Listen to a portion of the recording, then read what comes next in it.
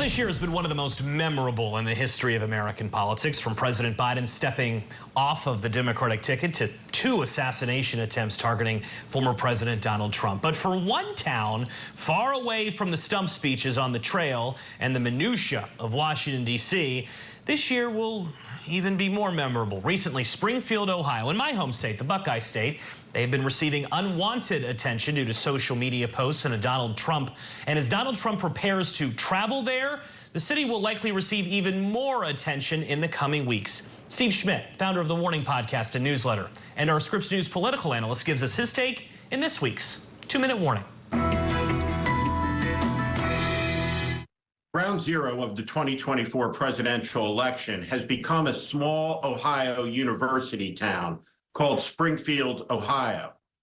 It's become internationally famous as the place where J.D. Vance and Donald Trump have lied about saying Haitian immigrants who have come legally to the community in the last few years are kidnapping and eating the pets, eating the dogs, eating the cats, eating the household pets of the God-fearing, honest people of Springfield, Ohio.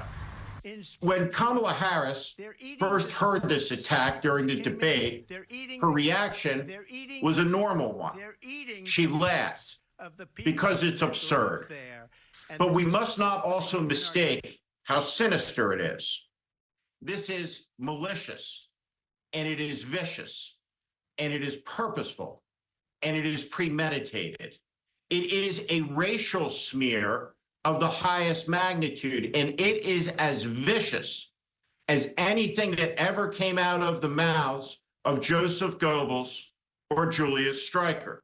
When a political leader like J.D. Vance confesses that he made it up because he decided there was a higher interest or a value, then we are in big trouble as a society, because democracy can't exist when no one can tell the difference between what is real and what is not, what is a truth and what is a lie.